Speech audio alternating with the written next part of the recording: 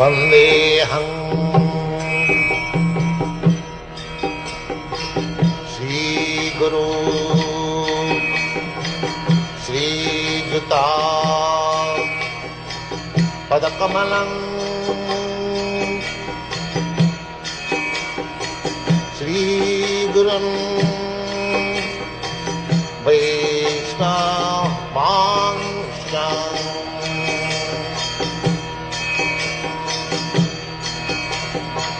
श्रीरूपं शास्त्रजातं सहगना रघुनाथान्वितं त्वं सजीवम्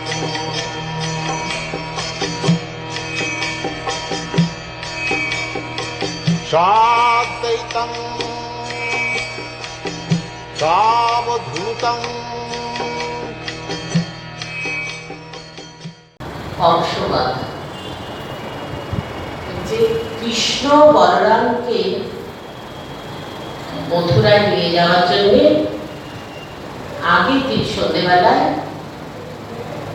অক্রূর কি করলেন না বৃন্দাবনে গিয়ে উপস্থিত হলেন। ভোরতি অক্রূর বৃন্দাবন থেকে কৃষ্ণ বলরামকে সঙ্গে নিয়ে মথুরার উদ্দেশ্যে রওনা করেছে। কংসবধ হবে আর কি সেই উদ্দেশ্যে। প্রতিমধ্যে যমুনার তীরে রথ থামিয়ে কৃষ্ণ বলরাম যমুনার জলে হাত পা ধুয়ে জল পান করে তীরে বৃক্ষছায়ায় কিছুক্ষণ বিশ্রাম করে আবার রথে গিয়ে বসলেন। অক্রূর তখন তাদের অনুমতি নিয়ে যমুনার জলে স্নান করলেন। স্নান করে তারপরে স্নান আহ্নিক করলেন। সেই সময় যখন স্নান করে আহ্নিক করছেন সেই সময় একটা দিব্য দর্শন হলো। কি হলো নাকি জলের মধ্যে কৃষ্ণ বলরামের যুগল মূর্তি দর্শন করলেন। জলের মধ্যে কৃষ্ণ বলরাম কিন্তু গিয়ে বসে আছে রথে, আর অক্রূর এরকম দর্শন করছে। অক্রূর তখন ভাবলেন কৃষ্ণ বলরামকে তো দেখে এলাম যে রথেই বসে আছে, তবে তারা আবার যমুনার জলে কি করে এলেন? অবাক হয়েছে। জল থেকে উঠে অক্রূর দেখলেন যে তারা সে আগের মতোই রথের উপরেই বসে আছে। অবাক হয়েছে অক্রূর, কি ব্যাপার? অক্রূর ভাবছে জলের মধ্যে আমি যে কৃষ্ণ বলরামকে দেখলাম তবে কি তা মিথ্যা? ওরা তো রথে বসে আছে। সন্দেহ দূর করবার জন্য অক্রূর আবার যমুনার জলে ডুব দিতে এবার জলের মধ্যে কি হলো তার বৈকুণ্ঠ দর্শন হলো। অক্রূর তখন ভক্তি বিনম্র চিত্তে হাত জোর করে ভগবানের স্তব করতে লাগলেন। নমস্তে বাসুদেবায় সর্বভূত সহায় চ ঋষিকেশ নমস্তুভ্যং প্রকরণং পাহি মাম প্রভু। হে বাসুদেব, এ সর্বভূতের আশ্রয়, আমি আপনাকে প্রণাম করি। ইন্দ্রিয় সকলের প্রতিষ্ঠাত্রী দেবতা হে ঋষিকেশ, আমি আপনাকে বারবার প্রণাম করি। হে প্রভু, আমি আপনার শরণাগত, আমাকে এই সংসারের মায়া থেকে রক্ষা করুন, এই প্রার্থনা করছেন। জানেন তো কৃষ্ণ বলরামকে এই প্রার্থনা যমুনার জলে স্নানাদি এবং শ্রী ভগবানের স্তুতি করে অক্রূর অত্যন্ত আনন্দিত চিত্তে রথে ফিরে এলেন এবং রথ চালাতে লাগলেন। এই দিব্য দর্শন হয়েছে, আনন্দ হচ্ছে, কাজে নিয়ে যাচ্ছে, এগুলো মনে করছে, সেই মনটা আনন্দে ভরে উঠেছে। উনি রথ চালাচ্ছেন। অবশেষে তারা অপরাহ্নকালে মথুরার উপকণ্ঠে এসে পৌঁছলেন। এদিকে নন্দ প্রভৃতি গোপেরা অন্য পথে আগে থেকে সেখানে এসে পৌঁছে কৃষ্ণ বলরামের জন্য অপেক্ষা করছে। সবাই খবর পেয়েছেন যে কৃষ্ণ বলরাম আসছেন, তাই জন্য সবাই এসে অপেক্ষা করছে। অক্রূর তখন শ্রীকৃষ্ণকে বলতেন, আপনি বলরাম, গোপগণ এবং বন্ধু বান্ধবেরা যারা সবাই এসেছেন, হ্যাঁ, আমার বিয়ে এখন আপনারা চলুন। কৃষ্ণ বললেন, আমি আগে যদুকুলকে বা যে আর কি যদুকুলদ্রোহী বংশকে বধ করে মাতা পিতা শৃঙ্খল মুক্ত করব এবং যাদবদের বসবাসের সুব্যবস্থা করে তারপরে আমরা তোমার নিয়ে যাব। অক্রুরকে কেন পাঠানো হয়েছে, কি ঘটনা ঘটবে, তারা তো সবই জানেন। আমি বলে যে আগে এই কাজটা করি। তাছাড়া আমরা যদি এখনই তোমার গৃহে যাই তাহলে কংস তোমার উপর অসন্তুষ্ট হতে পারে। অক্রুর তো ওদের বলে গিয়েছে না, কিন্তু অক্রুরের কি মনোভাব ওরা তো যাবে না। তো তাই হচ্ছে না, এখন যদি যাই তাহলে উনি অসন্তুষ্ট হতে পারেন, ভাববে তুমি আমাদের সাথে ষড়যন্ত্র করছো।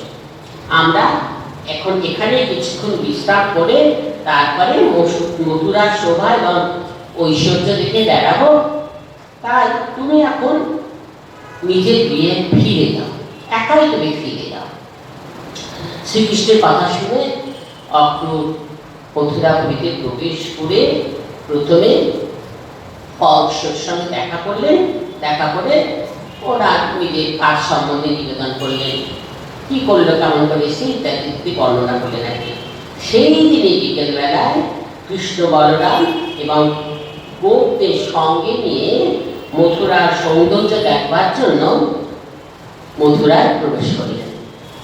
রাজপথ দিয়ে কৃষ্ণ বলরাম যখন যাচ্ছেন তখন পুরস্ত্রীরা তাকে দেখবার জন্য সবাই উৎকণ্ঠিত। কৃষ্ণ বলরাম আসছেন, কৃষ্ণ বলরামের বিষয় তারা জেনেছেন, না দেখলে কি হবে, জেনেছেন, হ্যাঁ, তারা খুবই উৎকণ্ঠিত।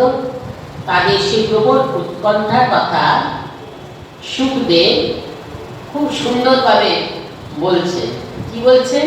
কশ্চিৎ বিপর্যৎ ধৃত বস্ত্র ভূষণা বিস্মৃত্য চৈতং युगनिश्यथा पराः कृतैकपत्र श्रवणैकनूपुरा नान्त्वा দ্বিতীয়ান্ত পরাশ্চ লোচন। কি না, কৃষ্ণ বলরামকে দেখবার জন্যে মথুরা রমণীদের উৎকণ্ঠা শেষ নেই। হ্যাঁ, তারা একেবারে এতই ওদের উৎকণ্ঠা এত তীব্র আর কি, সেই উৎকণ্ঠা বলছে যে তাদের কোনো দিকবিদিক জ্ঞান ছিল না। কেউ কেউ তাদের বস্ত্র এবং আভরণ উল্টো করে পড়েছেন। কিরকম না, কেউ আবার হাতের বালা, কানের অলঙ্কার প্রভৃতি কি করছে, একটা পড়েছে, একটা হাতে বালা পড়েছে, হ্যাঁ, কানে একটা দুল পড়েছে, কাপড়টা উল্টো করে পড়েছে, এইরকম করে তারা কি করছে, খুশ নেই। কৃষ্ণকে দেখার জন্য তাদের মনে এত ব্যাকুলতা, এত উৎকণ্ঠা, নিজেদের কি করছে কোনো হুঁশ নেই। মনে করে একদম ওরা এসেছে। বলছেন যে, আবার বলছেন যে পায়ে যে নুপুর, সেটা আবার এক পায়ে নুপুর পড়েছে, এক পায়ে নুপুর পড়েছে চলেছে। আবার কেউ বা একটা চোখে কাজল পড়েছে, কোনো দিক তাকানো নেই। কি সুন্দর বর্ণনা! ভগবানের জন্য ব্যাকুল হলে মানুষের কিরকম মনের অবস্থা হয়, হ্যাঁ, এইরকম অবস্থা। উল্টো শাড়ি, একটা গয়না, একটা নুপুর, এক কানে কাজল, কে একদিকে বেনি করেছে, কোনো রকম কিছুই নেই। এরকম করে ওরা কৃষ্ণকে দর্শন করবার জন্য ব্যাকুল হয়ে সবাই ছুটে এসেছেন। কৃষ্ণ তখন আস্তে আস্তে হচ্ছে গলের গমনে আস্তে আস্তে ধীরে ধীরে আসছে, হাতি যেমন যায় আর কি। বলছেন যে আস্তে আস্তে মুখে হাসি, হ্যাঁ, বলছেন যে তারা মথুরাবাসীদের সামনে দিয়ে যাচ্ছে, সবার খুব আনন্দ হচ্ছে। এবং ওরা যে যাচ্ছে মথুরাবাসীদের বলছেন যে মন সবার হরণ করে নিচ্ছেন, সবার মন হরণ করে নিচ্ছেন, এমনই তার মহিমা, এমনই আকর্ষণ আর কি। প্রশ্ন করা যেতে পারে যে কৃষ্ণ তো মথুরাই প্রথম এলেন, আগে তো আসেন, ওরা তো দেখেনি, তাহলে তাকে দেখবার জন্যই রমণীদের এত উৎসুক কেন, কি কারণটা কি? এর উত্তরে কি বলছেন না, যে কৃষ্ণের রূপ গুণ এবং তার পরাক্রমের কথা মথুরাবাসীরা অনেক শুনেছেন, অনেকবার শুনেছেন। হ্যাঁ, তা বলছেন যে বৃন্দাবন থেকে মথুরা বেশি দূরে নয়, আপনারা গিয়েছেন কিনা আমি জানি না, বেশি ডিস্টেন্স না। হ্যাঁ, তাই বলছেন যে বেশি দূরে না, সুতরাং বারবার সেই কৃষ্ণের অপার্থিব রূপ, অনন্ত গুণ এবং কত অসুরকে বধ করেছেন, তাই বলছে অসুর বিজয়ী পরাক্রমের কথা। হ্যাঁ, সব শুনেছে, শুনে মথুরা বাসিন্দা তারা শ্রীকৃষ্ণের প্রতি আকৃষ্ট হয়েছে। এত সুন্দর, এত গুণ, এত এরকম, এত এদের অসুর কুলকে কিভাবে নিবাসী ছোট্ট থেকে পুতনাবার মনে আছে তো, কিভাবে সব বধ করছেন, তাই এরকম তার প্রতি আকৃষ্ট হবেনি। তাই বলছে না দেখে নাম শুনে কানে মন নিয়ে তার লিপ্ত হলো। আমরা গান করি না কালী কীর্তন, না দেখে নাম শুনে কানে মন দিয়ে তার লিপ্ত হলো। এটাই হয়েছে, কৃষ্ণের কথাটা শুনেছেন বারবার, শুনে তাদের মনের এই অবস্থা। এখন কৃষ্ণকে সাক্ষাৎ দর্শন করে এবং কৃষ্ণের সেই সহাস্য দৃষ্টির দ্বারা হচ্ছে সম্মানিত হয়ে সুন্দর হাসতে হাসতে হয়ে চলেছেন মথুরাবাসীরা, খুবই আনন্দ লাভ করলেন। হ্যাঁ, তারা নিজেদের মধ্যেই বলাবলি করতে লাগলেন কি না, উঁচু পৌরা অহ গোপ্যম তপঃ কিবচরণ্যঃ ইয়া তত্ত্বাবনু পশ্যন্তি নরলোকো বহুৎসবো, ইয়া হেত্যাবনু পশ্যন্তি নরলোক মহোৎসবো। ব্রজবাসিনীরা মানে মথুরাবাসিনীরা বলছে কি, যে ব্রজের গোপীরা কি মহা তপস্যাই না করেছিল, যার ফলে তারা মানুষের পরম আনন্দদায়ী কৃষ্ণ বলরামকে সর্বদা দর্শন করে থাকে। কি ভাগ্য, ওরা তো এতদিন দেখতে পায়নি।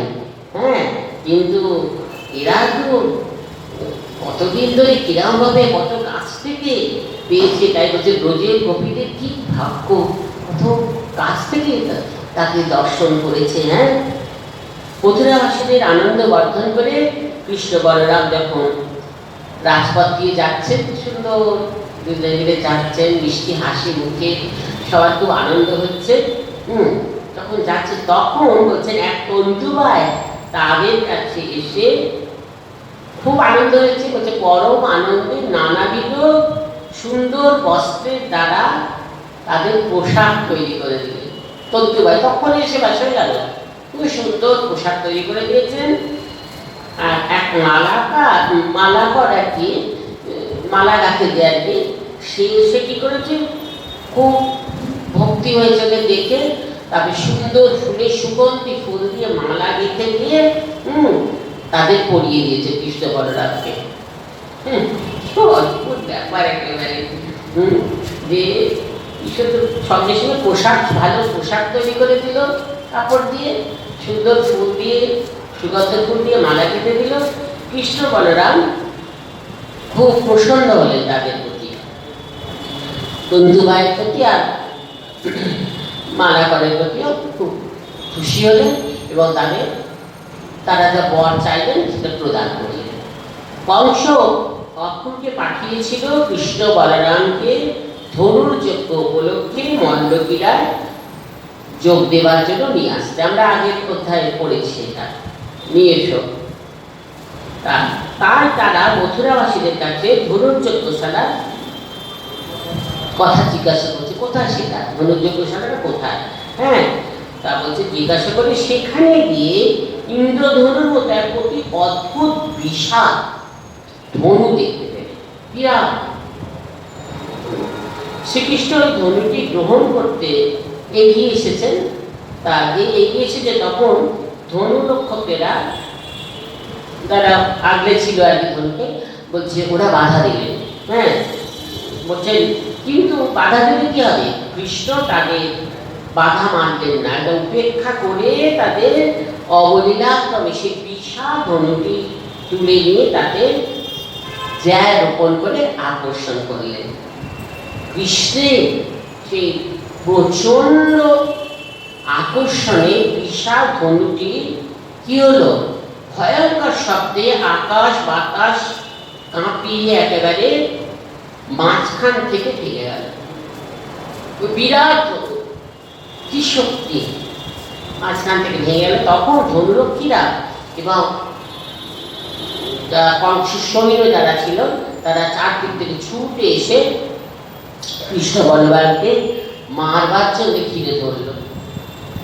মারতেই হবে, জানে তো কোথায়, সবাই মিলে ঘিরে ধরলো।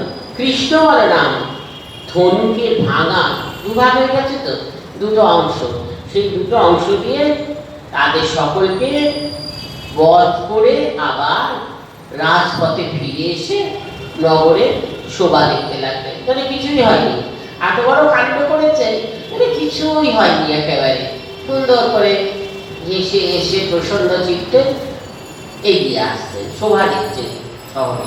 মথুরাবাসীরা কৃষ্ণ বলরামের অপার্থিব শক্তি, তেজ, সৌন্দর্য দেখে তাদের দুজনকে বুঝতে পারলেন এর শ্রেষ্ঠ দেবতা নিশ্চয়ই, নাহলে এইরকম এত গুণ, হ্যাঁ, এত শক্তি, এত তেজ, এত সুন্দর, এই নিশ্চয়ই না দেবতা, এটা মনে হচ্ছে।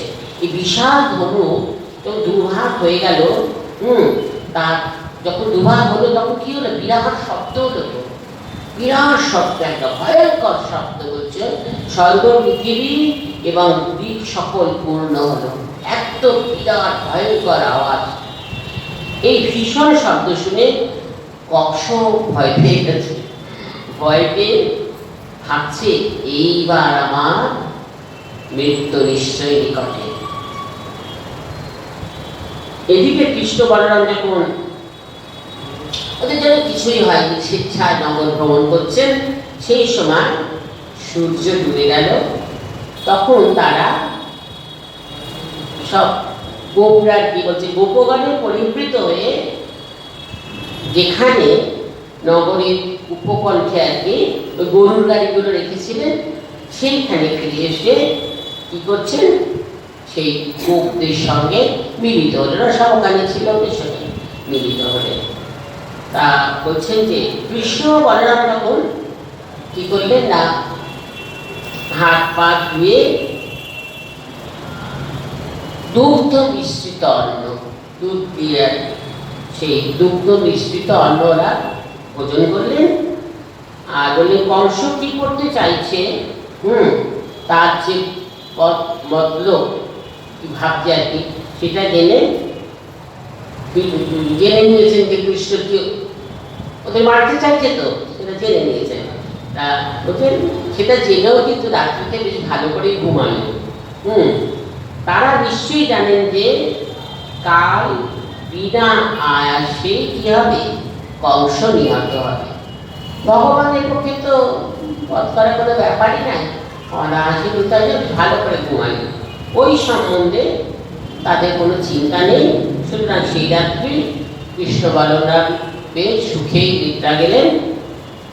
অপর সকলে কিন্তু সেই রাত্রি সুখনিদ্রায় কাটল না, ভালো করে ওরা ঘুমাতে পারলেন না। একটা সুন্দর বর্ণনা দিচ্ছেন নন্দ মহারাজ এবং তার সমবয়সী বাৎসল্য করায় ব্রজবাসীরা। তারা ভাবছেন আজ বিকেলে কৃষ্ণ ধনুর্ভঙ্গ করেছে এবং কংসের বহু সৈন্য বধ করেছে। সুতরাং কংস যদি রেগে যায়, যদি ক্রুদ্ধ হয়, তাহলে কি করবে তা কে জানে বাবা। তাছাড়া মানে কৃষ্ণ বলরাম তো নিতান্ত শিশু, বাচ্চা দুটো ছেলে, তো কাল মল্লযুদ্ধে দেশের তো শ্রেষ্ঠ মানে মল্লবীরেরা আসবে, হ্যাঁ, তাদের সঙ্গে এই ছোট ছোট শিশু কি করে মল্লযুদ্ধ করবে, তাদের কতটুকু শক্তি, এই চিন্তা করছেন আর কি।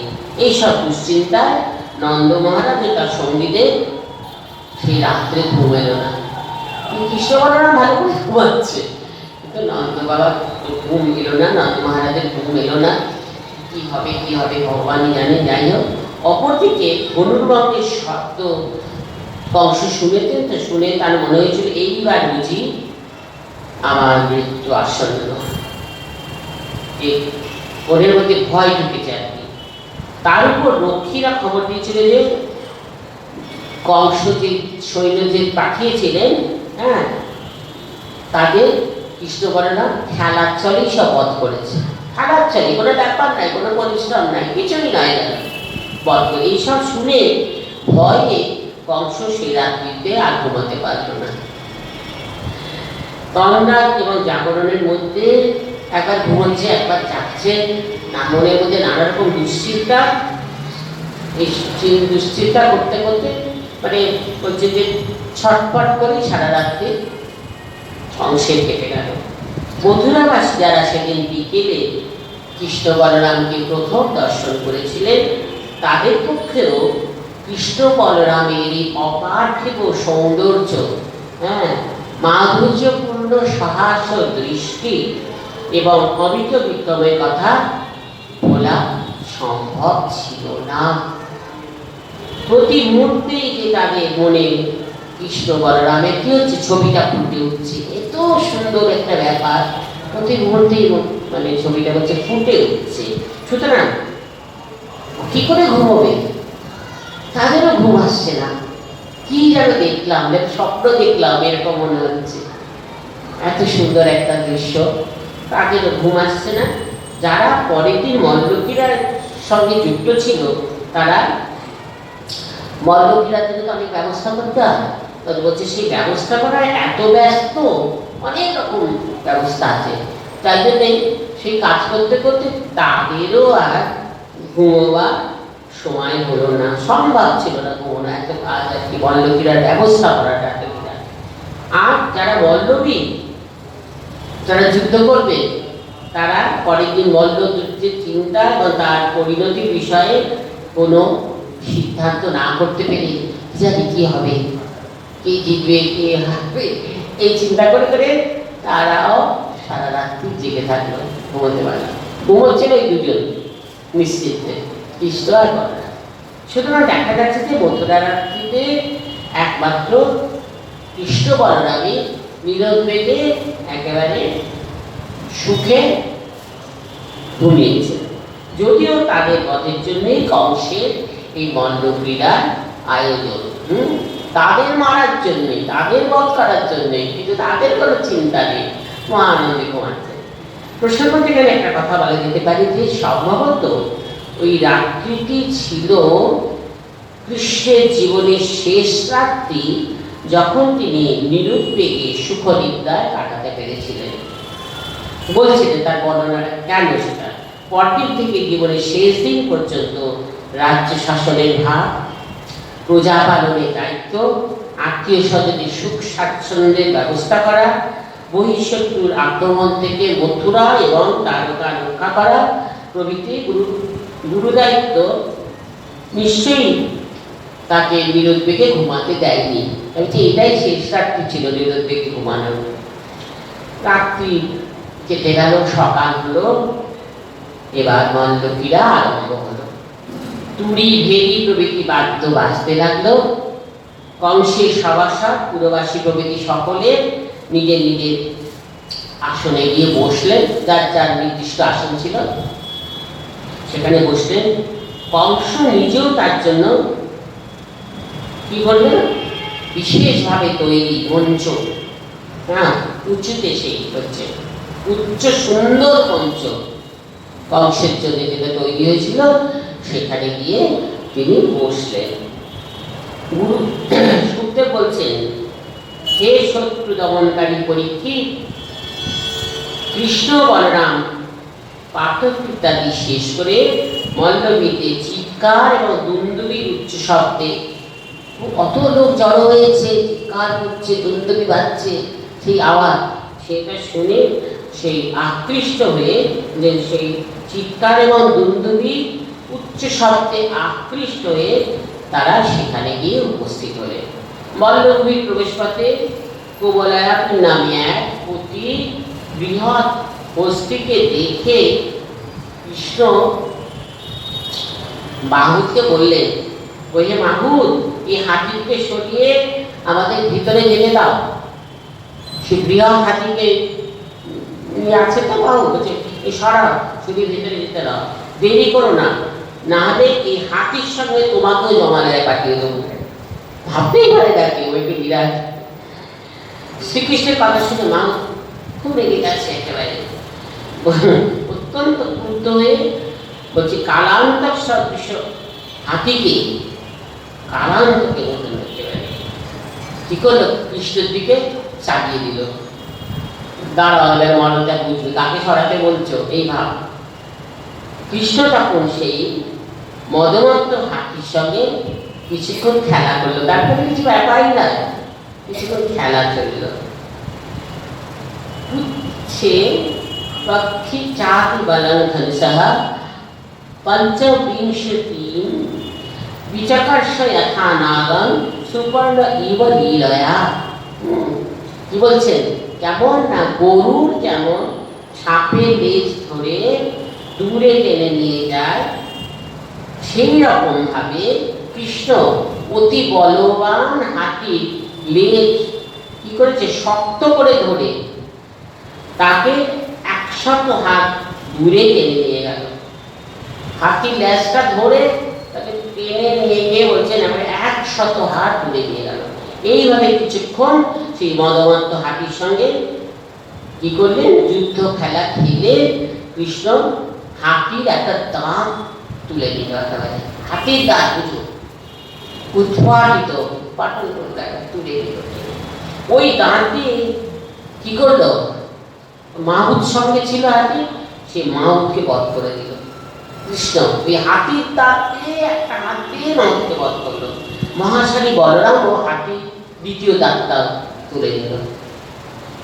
সুখদেব বলছেন, হে রাজন, কৃষ্ণ বলরাম তখন কয়েকজন গোপের দ্বারা, গোপীরা ঘিরে আর কি রেখেছে আর কি, পরিবৃত হয়ে গজদণ্ডের উৎকৃষ্ট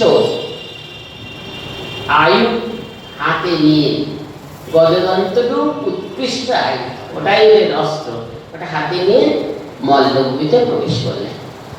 কৃষ্ণের সমস্ত শরীর কি ওই হাতির সঙ্গে যুদ্ধ হয়েছে, এগুলো হাতির রক্তে একেবারে মাখামাখি, বদন কমলে সেও কিন্তু শোভা পাচ্ছে, অত পরিশ্রম হয়েছে, ঘাম।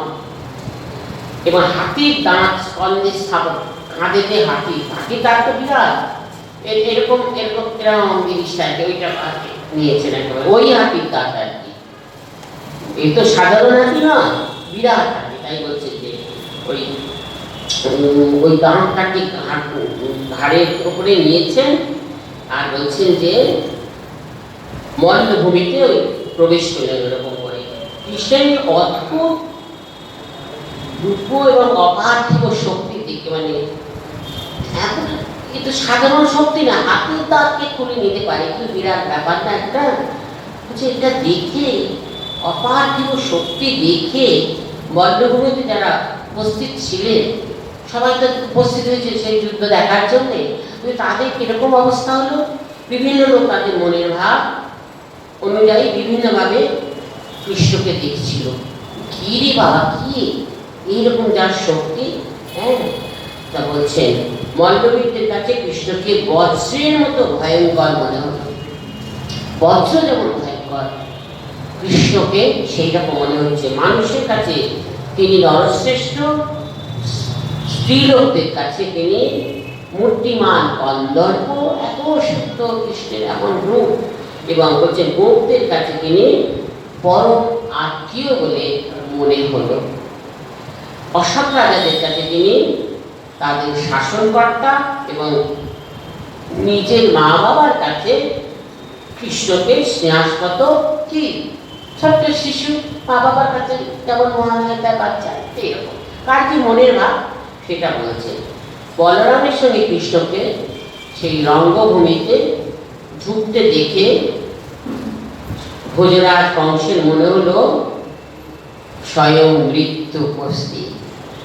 কংস তো কমই নয়, তার অনুভব হচ্ছে যে এবার মৃত্যুর সন্নিকটে, বুঝতে পারা যাচ্ছে। হ্যাঁ, বলছেন যে অজ্ঞতির নিকট আত্মাভিমানী বিরাট পুরুষ যোগীদের কাছে তিনি পরম তত্ত্ব কৃষ্ণের নিকট কৃষ্ণকে কি কি পরম দেবতা বলে মনে হয়। প্রত্যেকে নিজের নিজের ভাব অনুযায়ী কৃষ্ণকে সেই ভাবে দর্শন করলেন।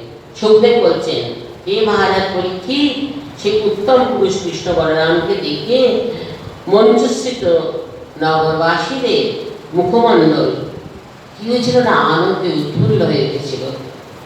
এইরকম পরাক্রম, এইরকম শক্তি তারা তাদের নয়নের দ্বারা কৃষ্ণ বলরামের বদনে কি বলছে, সেই সৌন্দর্য সুধা পান করছে।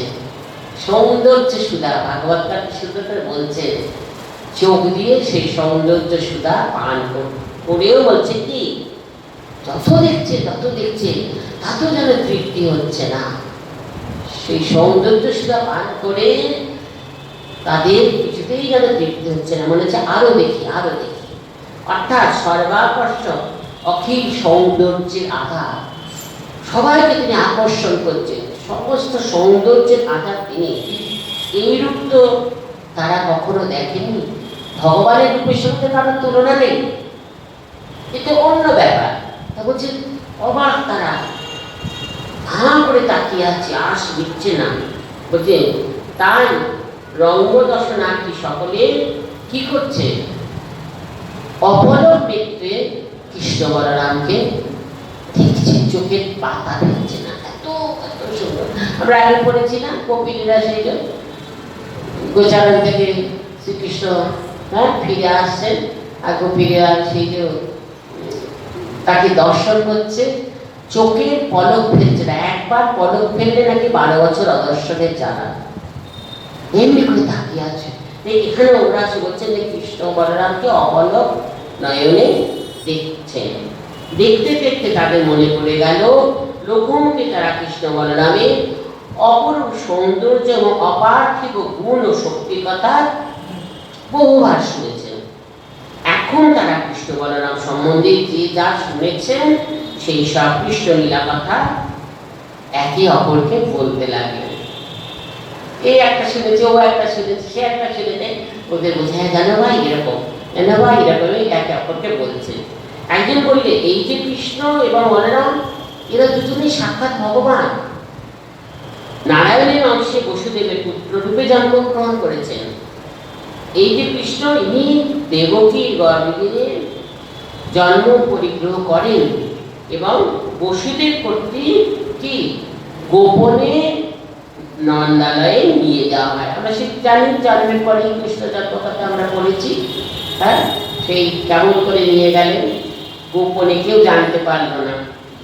এতকাল গুপ্তভাবে নন্দালয়ে বাস করে এখন এরা বড় হয়েছে। ইনি পুতনা রাক্ষসী এবং তৃণাবর্ত দৈত্যকে বধ করেছেন। যে যা শুনেছে নিজের মধ্যে আলোচনা করছেন। ইনি যমলার্জুন বৃক্ষ উৎপাদিত করেছেন। ইনি কালিয়নাথকে দমন করেছেন। বা মনে করছে যে সব পড়া হয়ে গেছে কিন্তু। এবং ইন্দ্রের গর্ব খর্ব করে 1 সপ্তাহকাল গোবর্ধন পর্বত ধারণ করেছিলেন। আর এই যে শ্রীমান পরম সুন্দর কমললোচন বলরামকে দেখছো, ইনি কৃষ্ণের কি অগ্রজ পরম। এই বলরামই কি করেছেন, সবার গুণগুলো আলোচনা করছে। বলরাম কি করেছেন না, প্রলম্বাসুর, বৎসাসুর, বকাসুর প্রভৃতিকে বধ করেছে। কৃষ্ণ এবং বলরাম সম্বন্ধে লোকে সত্য মিথ্যা যে যা শুনেছে সেই অপরকে বলাগুলি করছে, একে অপরকে বলে ওরা সবাই খুব আনন্দ পাচ্ছে। এই শ্লোকে বলা হয়েছে যে বৎসাসুর এবং বকাসুরকে বলরাম বধ করেছে, কিন্তু আসলে বৎসাসুর এবং বকাসুরকে কে বধ করেছিল? কৃষ্ণই বধ করেছিলেন। বলরাম কিন্তু নয়, এই শ্লোকটা বলা হচ্ছে। এইভাবে মল্লযুদ্ধ দেখতে এসে দর্শনার্থীরা কিছুটা সময় কৃষ্ণ বলরামের প্রসঙ্গে আলোচনা করে, ওই প্রসঙ্গ করে আর কি, ওদের গুণাগুণ, ওদের কি করেছে না করেছে এইসব আলোচনা করে সবাই একটু আনন্দ করলেন।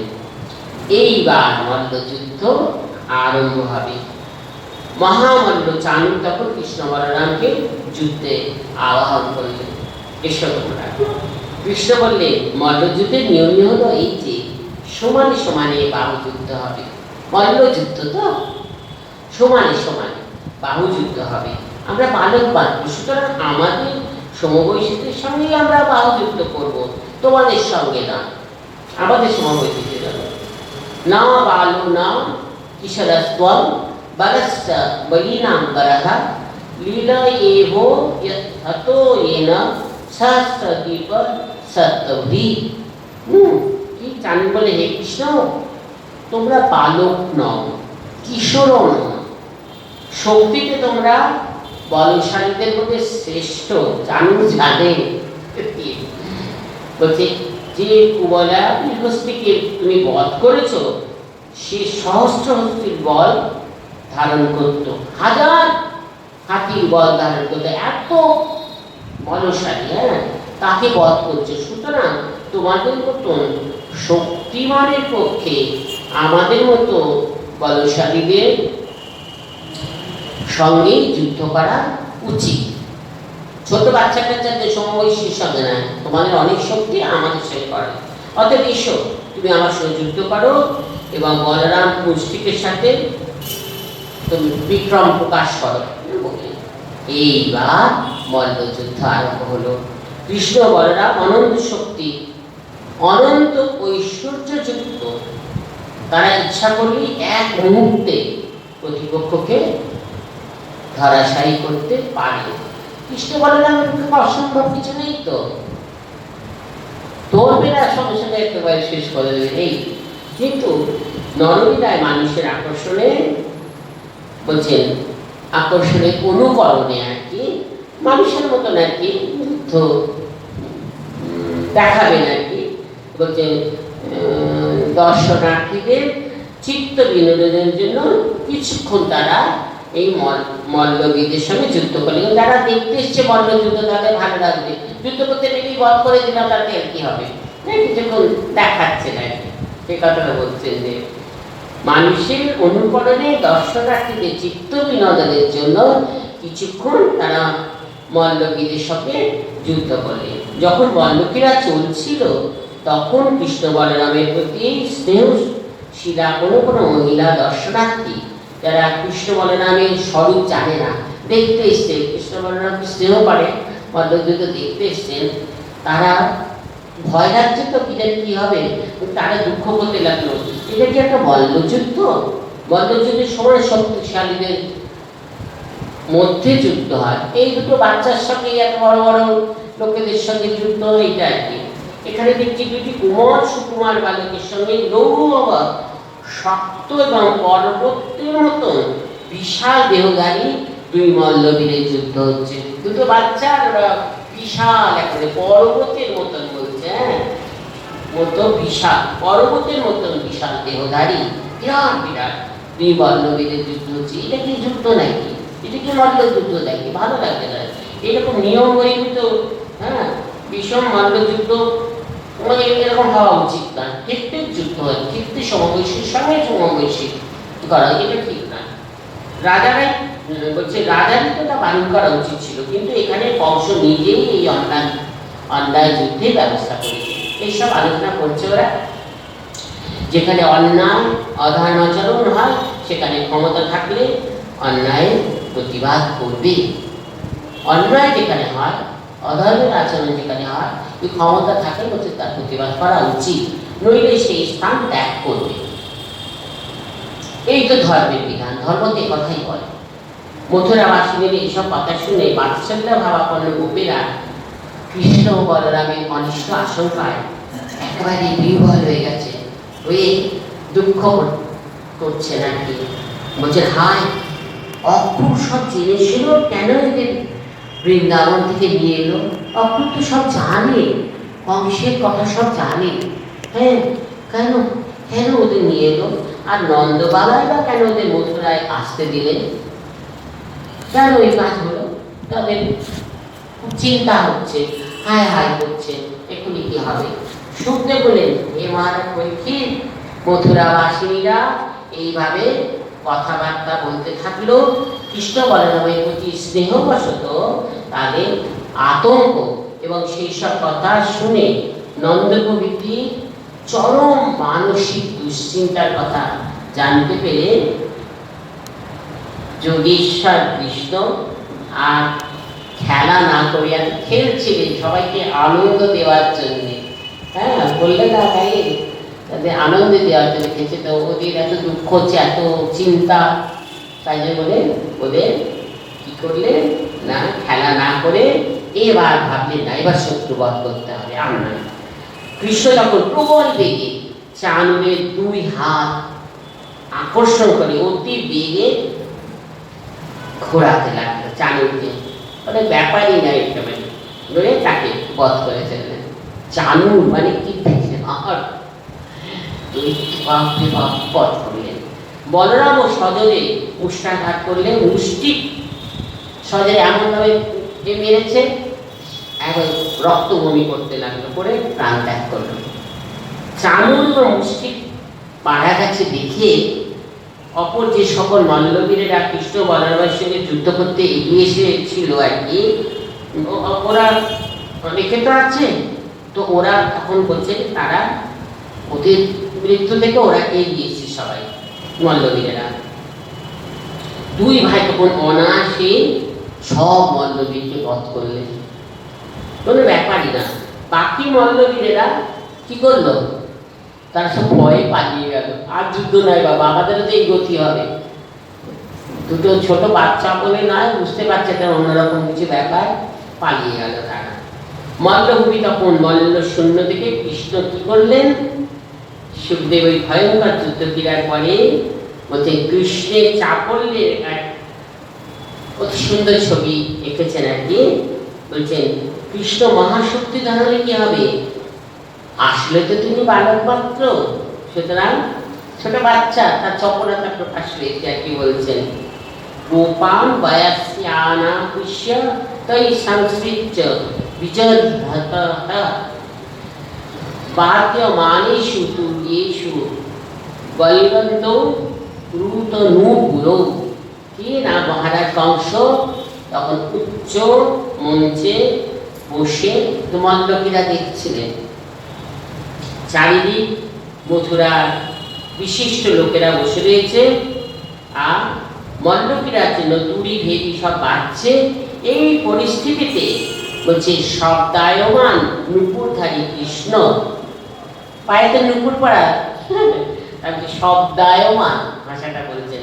নুপুরধারী কৃষ্ণ কৃষ্ণ ও বলরাম মঞ্চে উপবিষ্ট সমবয়সী যে গোপ বালকরা আছে তাদের আকর্ষণ করে তাদের কি করলেন, তার সঙ্গে আলিঙ্গন করছে একে অপর করে নির্ভয়ে সেখানে যারা আর বয়স্ক ছিল তাদের সামনে বিচরণ করছে।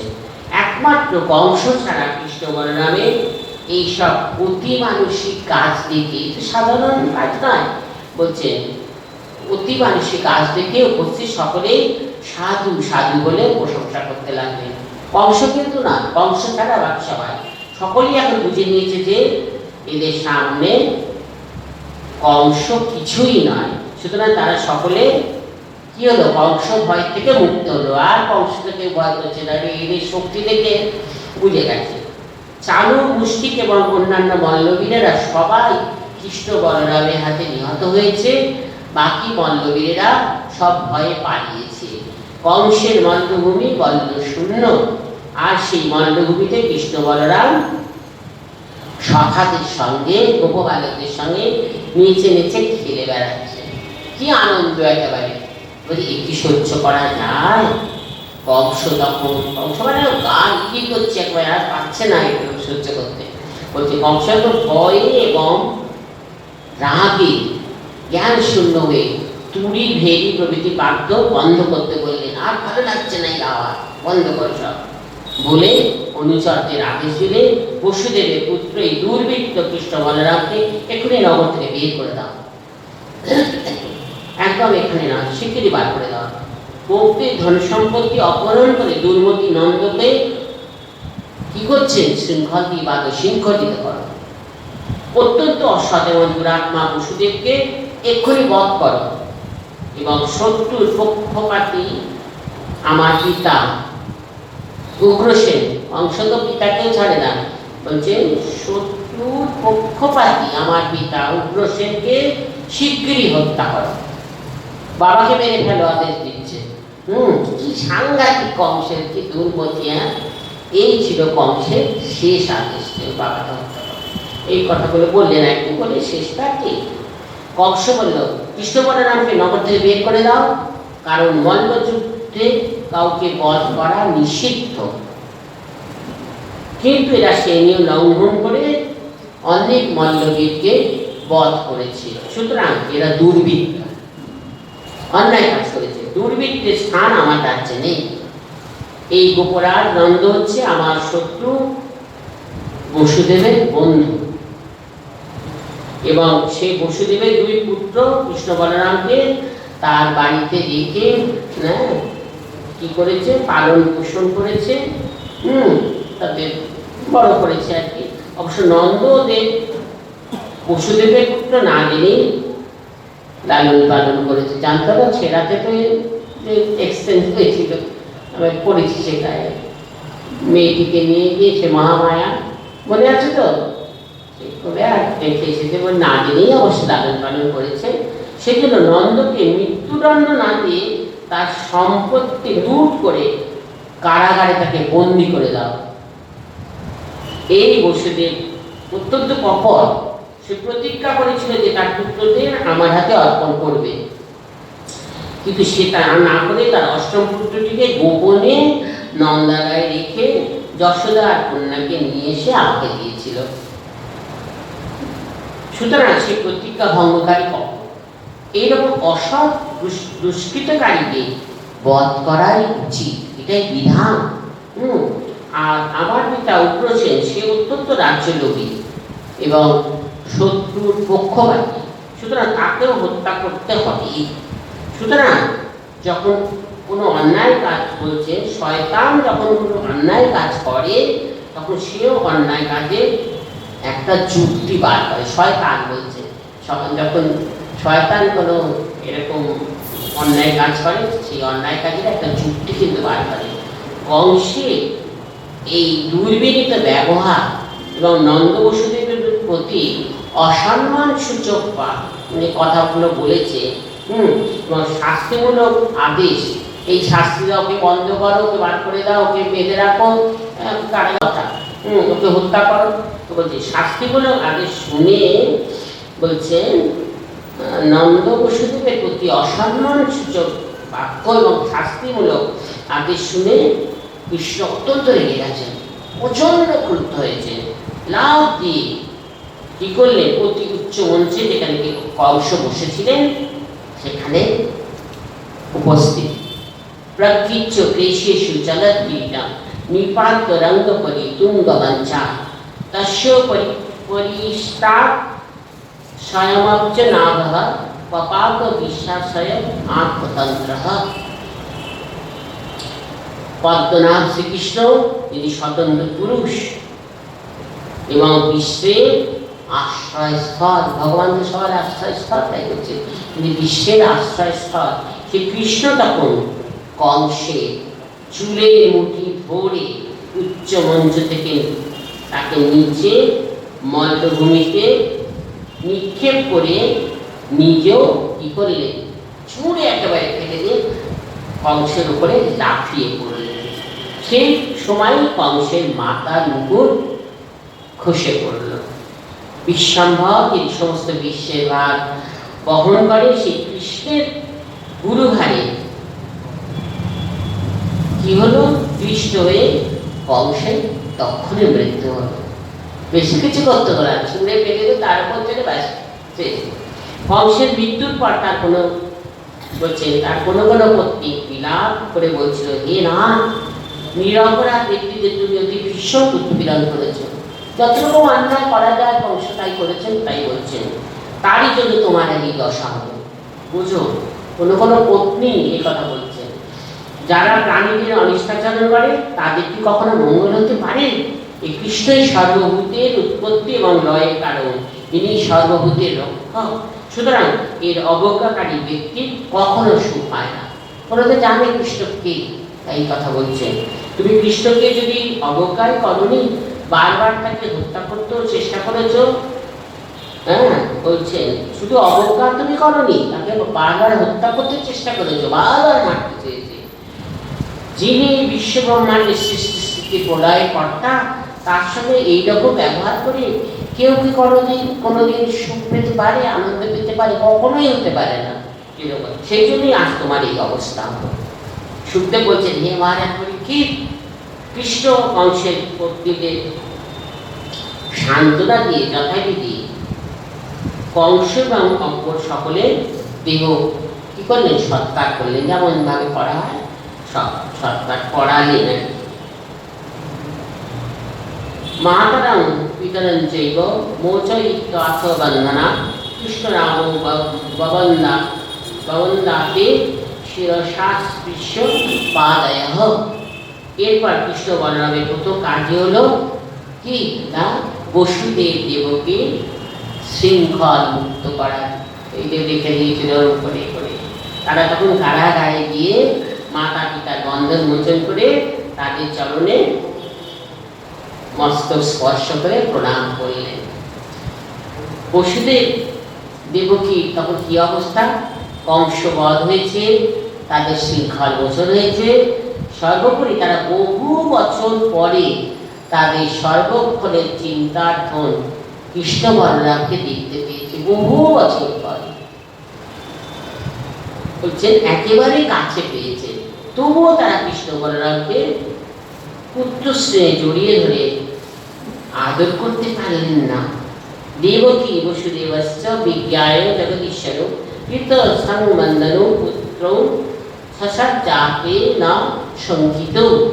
বসুদেব এবং দেবকীর চরণ বন্দনাকারী দুই পুত্র কৃষ্ণ বলরামকে ঈশ্বর বলে বুঝতে পেরেছে। তাই বলছে ঈশ্বর বলে বুঝতে পেরে শঙ্কিত হয়ে, ভয়ে, ভগবান তো পুত্র বলে জানে, কিন্তু ভগবান এটা জানতে পেরে ভয়ে আলিঙ্গন করতে পারছেন না, করলেন না কি বলছেন।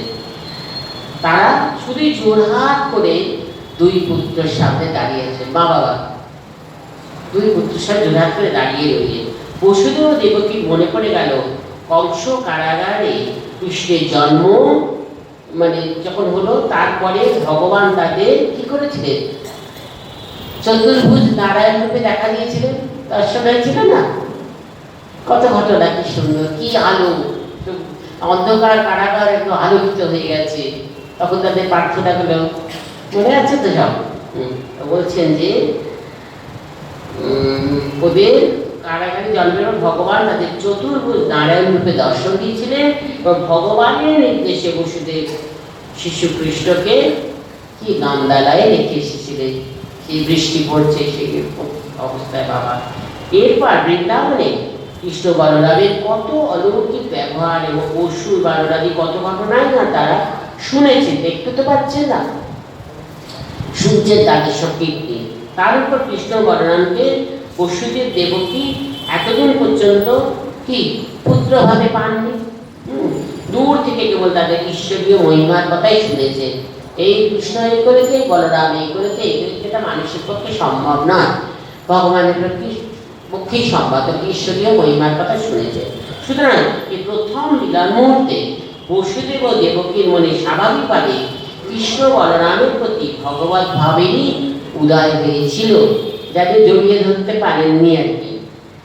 তাদের দেখে এবং কাছে পেয়েও তাদের পুত্র ভাবে উদয় হয়নি, ভগবানের কথাই মনে হয়েছে। ফলে তারা কৃষ্ণ বলরামের সামনে ভক্তির শ্রদ্ধায় হাত জোর করে দাঁড়িয়ে আছে।